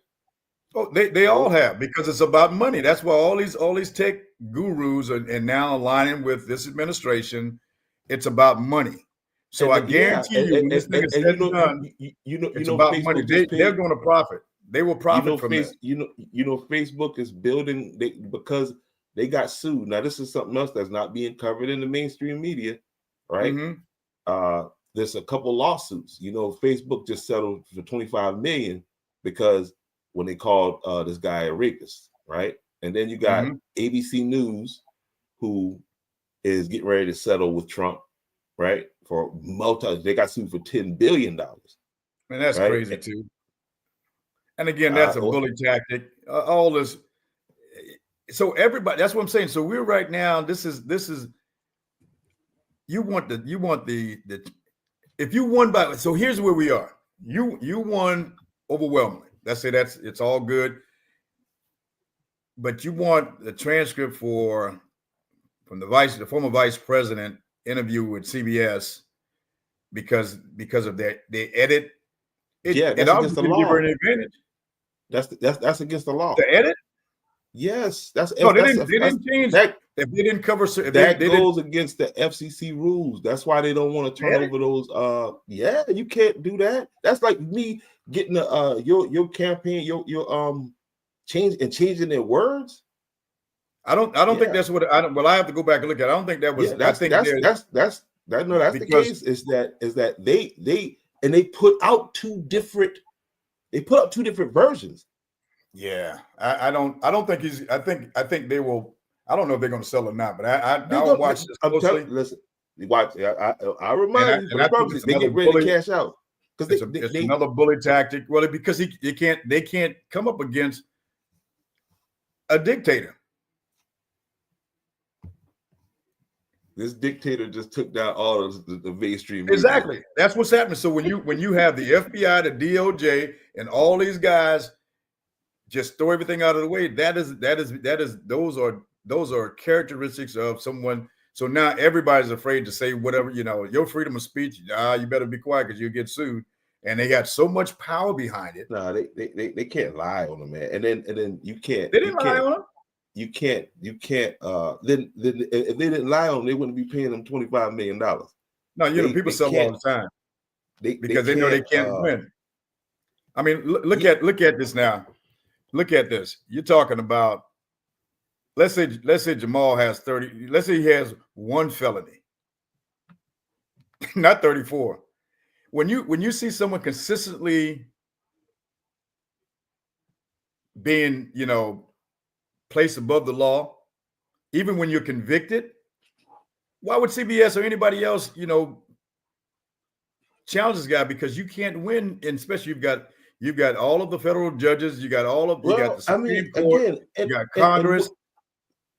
What's coming out of court now is those agencies that you talked about, right? Mm-hmm. Those agencies, like they thought they could get away with what they were doing, like this whole Hunter Biden life. When we talk about above the law, okay, and again, Hunter Biden's not the president at all. We got that, but let's just say if there's a video of Donald Jr.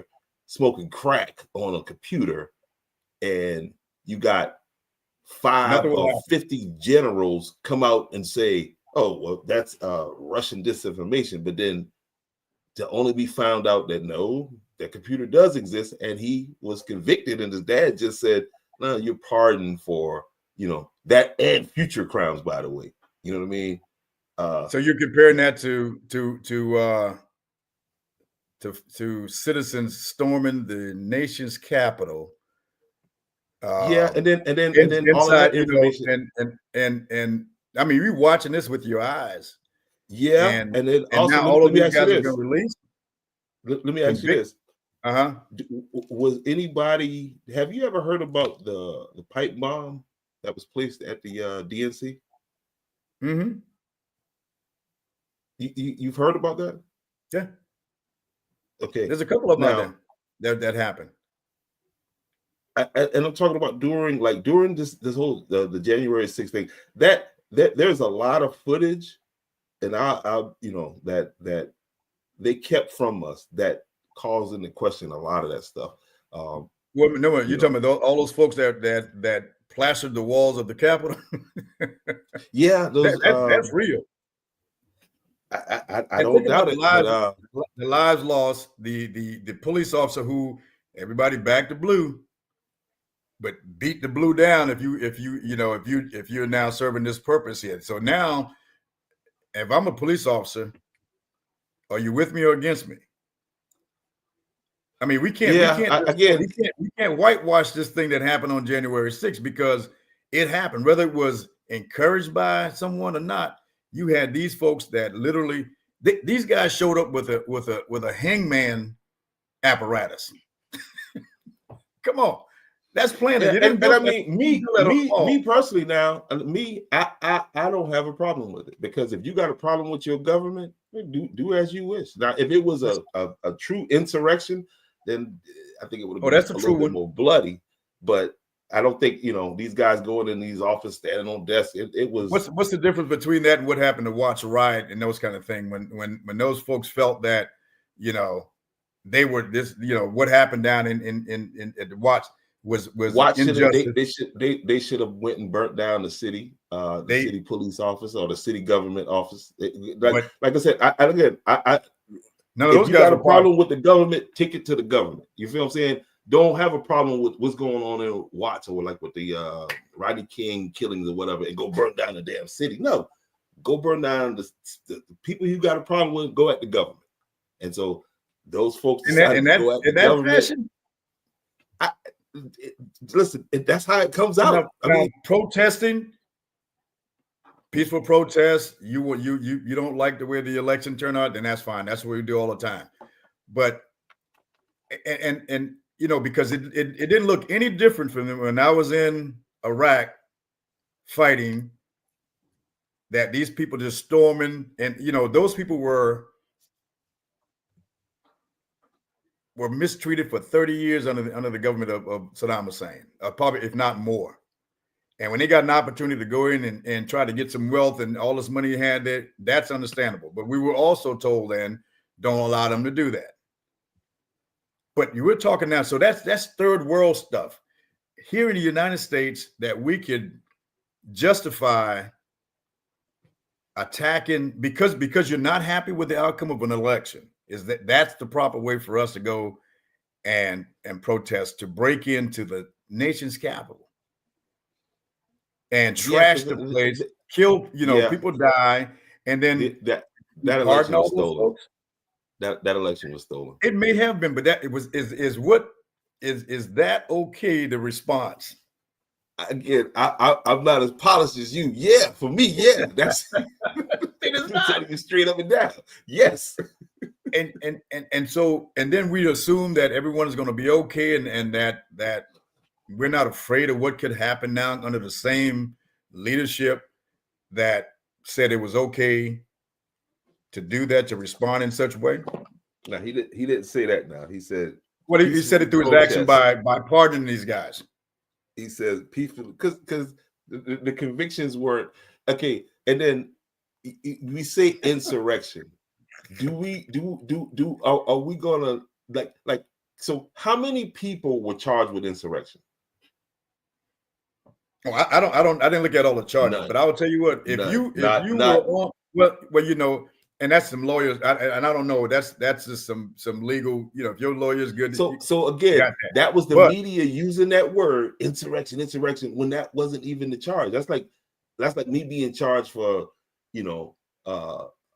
choking somebody up, but they said he murdered them. You know what I mean? So you just want to call it, so we just call it trespassing? That's what it was. We got to call it what the charges were. But you got folks that was assaulted.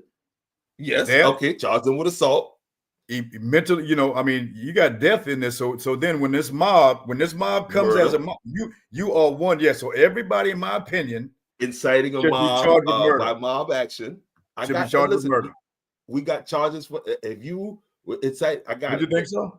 There was no insurrection charges. That's fine, but again, I'd slap murder on them. I'm with you. I'm with you. It's just again like that. I don't know. I see it as. I mean, they took their problems to the government, and that's how it worked out. Yeah, but that's a bad precedence if that's what we're selling to America. That this is how you handle it. Everyone is. You're going to have folks disgruntled at every level. Where I am, the county. So if I go out there and people, well, not me, but if people go out there and storm town hall or the county council, no, that's not okay. If Baby would have won, I would have led an insurrection. I'm telling you right now. I'm telling you straight up, right? I was gonna leave that in town hall. We already had that plan. The boss of West Andrews was like, "Look, if it go left, we got you, cuz." And I think some people were probably just as disappointed necessarily, but they conducted themselves appropriate. They get on Facebook and say what they want to say, but no one came in and started trying to hurt anyone, burning buildings down, crushing things. And I think that's, and so that's a credit to, people who you find a way to vent your frustration and not that. Now, here we have an incident right here, I think in Sullivan's Island, I believe, or someplace here in Charleston area, where some guy now making this citizen's arrest. He thought 2 Hispanic guys were, undocumented. He stopped them, took the keys out. Now he's charged with kidnapping and all kind of other stuff because that's why our legal system is the best in the world. I mean, but it didn't work. I mean, it didn't work with those folks up on the hill. If the legal system is good, they listen. He picked the wrong day to do it. If he did it on January 6th, he was good. Anything after January 6th, you're on your own. And he may get pardoned. He may get a presidential pardon because he did it in the name of Executive Order XYZ. American first. American first. He gonna be the first American they make an example out of. Exactly. So I encourage, in all seriousness, man, I encourage people to stay engaged. Stay engaged. Let's not get too caught up where we're reacting out of emotions and hurting anybody. We don't need to do that. You let this political thing play out as it is, and let's be reasonable. I mean, that's at every level, because you can't. Some of these things you can't undo. I mean, we talk about it. We have a good banter, like we're doing tonight. But it is serious, especially if we get, we start to take these kind of things in our own hand and trying to make it right as we see it. And I think that's, we don't need to do that. So and consider where you're getting your news from. Yeah.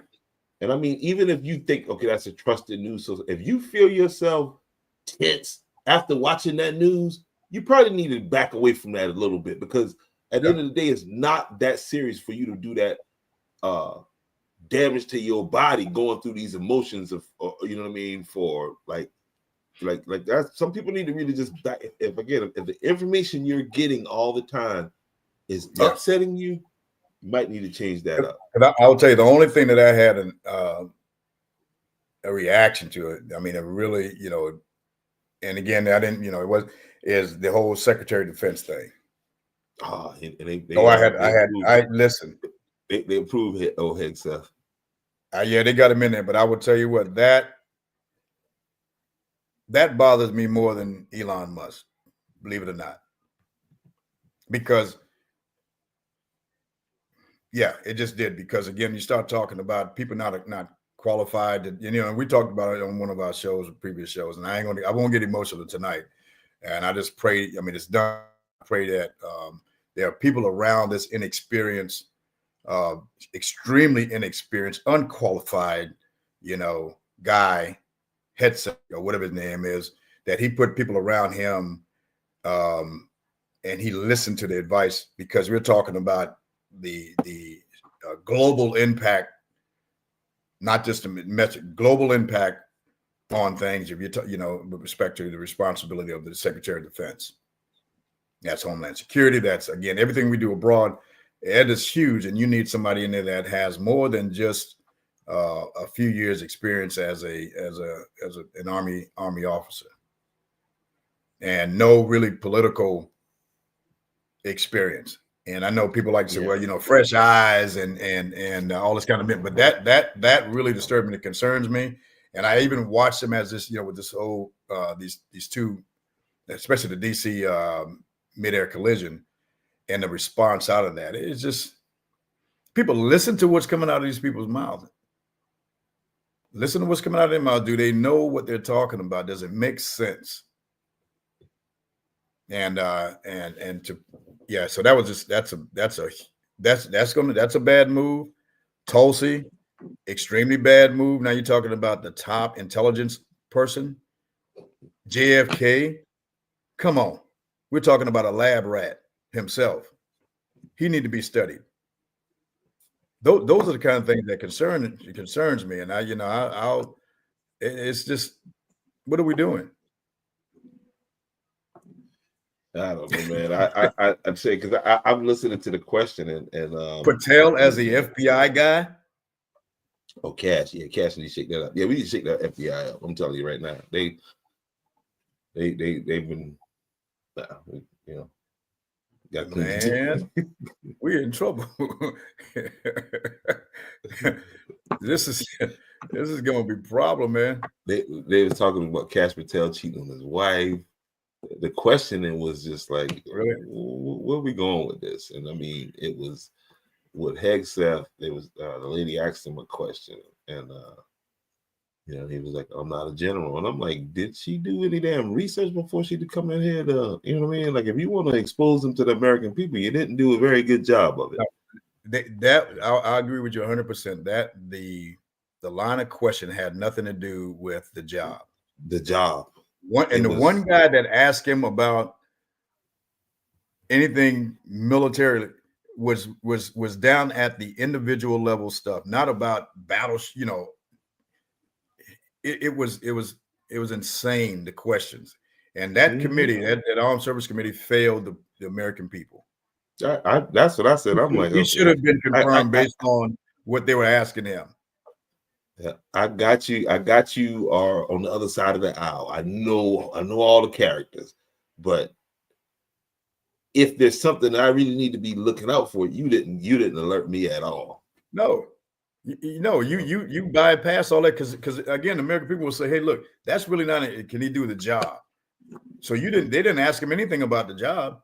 You wanted in his personal life and all those other, the drinking and. I won't say who cares, but then what about the job, the ability to do the job? No, they never did that. So he should have been confirmed with flying colors based on the question. It had nothing to do with the job. But it is what it is. I'm glad I can get out here in the air a little bit and go back to doing my job and handling our challenges down here. But and this is the most we've ever talked about national level politics. Yeah, a little bit. I mean, because it's I've been watching it and it's been funny to me. To me, it's funny. It's funny. And again, when people don't understand the three branches of government, you know what I mean, we get caught up thinking, oh, he's a Superman, and I'm having just enough fun now to say, yeah, you're right. Yeah, I'm sorry. I'm just as worse as the media. I'm keeping it real with you. You know what I mean? I got flipped off. You don't bail them out. You don't bail them out, man. Hey, it's gonna be a long 4 years, and like I said, we'll see. About like you said, and that's a good point. Come primary time, we'll see. That's always the grade. You feel what I'm saying? That's what the grade. But I definitely, I'm gonna have to send you that thing. It was so bad, MSNBC has scrubbed it from YouTube. Oh, really? It was that bad, man. It was horrible. I mean, just think of the worst meeting you ever went to, like the worst forum or meeting where they couldn't control the crowd, and the moderator didn't have no emotional intelligence, and it was just. And I'm sitting there saying to myself, "This is the first public meeting that you guys had since the election." Uh-huh. Yeah, so yeah, you should probably be looking for a call because they're gonna need you on national level because they're gonna have a chance. No. They can have all that, man. This is it for me right here. That when they can start to get up in the cloud like that, it's not for me. Because the things that you have to agree to and elbows, I'm not interested in that level of politics. We're gonna focus on Andrews and try to get us the best that we can be. Try to rebuild our community and go from there, man. It's just they can have that stuff. But my thing is, I wish. I mean, I certainly pray that we are. This administration is successful, all of them, because again, the impact is greater than anybody's political affiliation.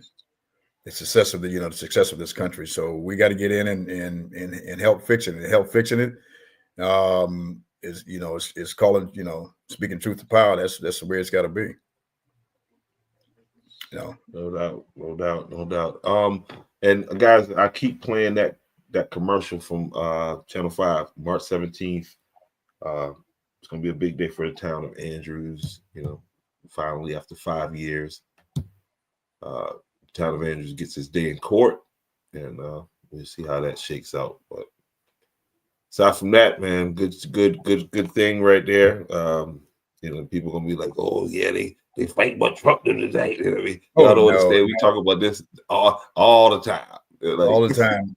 And like I said, this is the first week, and I think it's a good healthy discussion. It ain't not choosing sides, just kind of pointing out some of the things that I believe that, in my opinion, and that's all. You know how we do it. I believe that if the Democrats listen to me, I can teach y'all how to win elections. But y'all got to pay me this time. Like real talk. I'm being serious. Democrats they got to pay you. Because Republicans, whoever pay first, if you want to win an election, call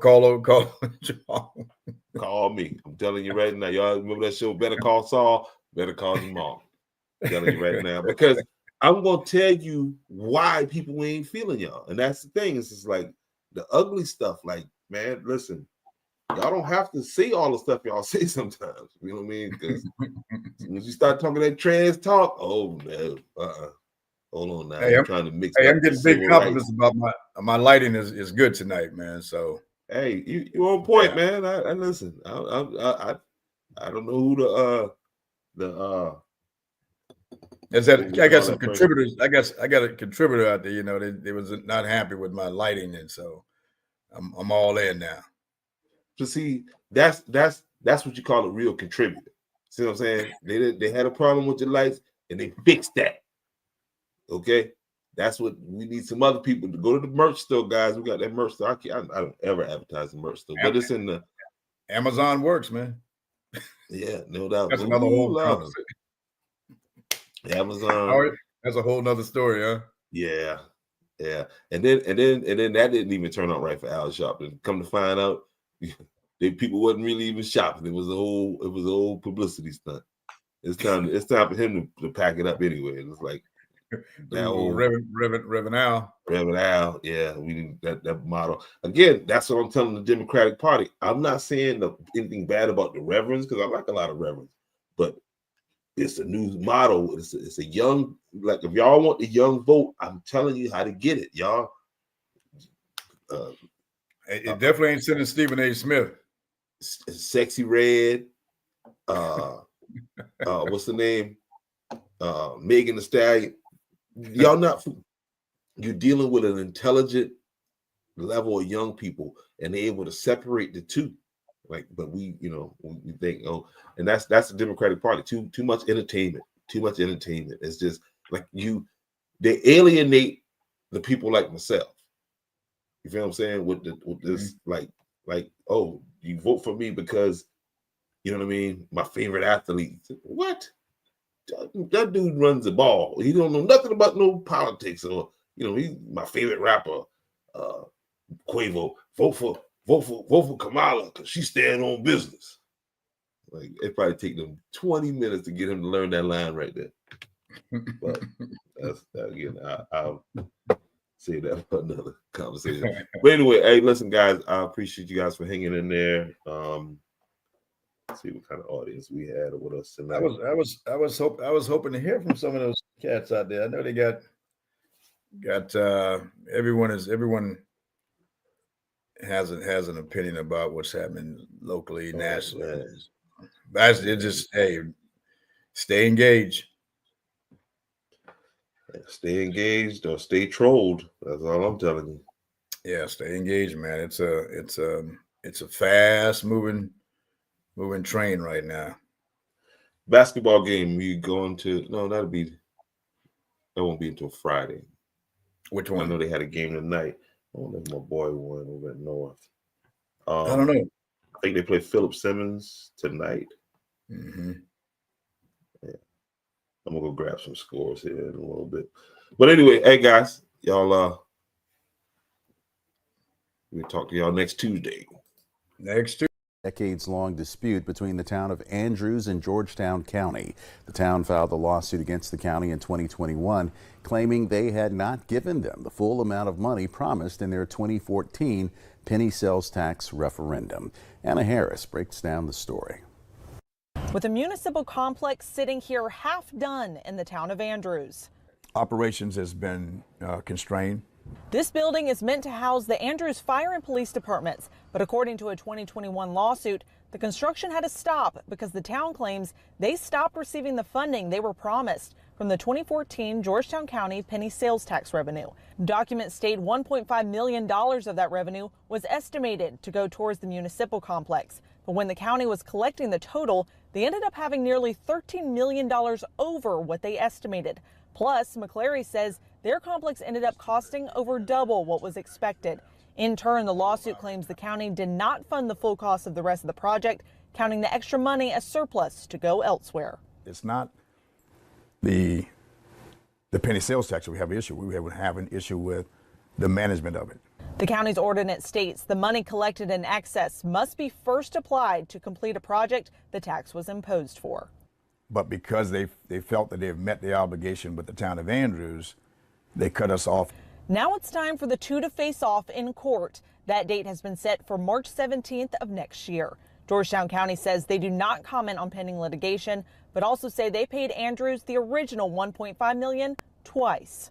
Now, McClary was able to provide me with those receipts, but he also says they're still short about $2.7 million to finish that project. The lawsuit also claims $7 million of that surplus was set to go towards individual county council members for their own district projects. So all of these things that are listed on here in this $7 million, they're telling me that this is more important than the lives of the people in this building and the people that come here for service. That's a problem. In Andrews, Anna Harris, Live 5 News. Yep.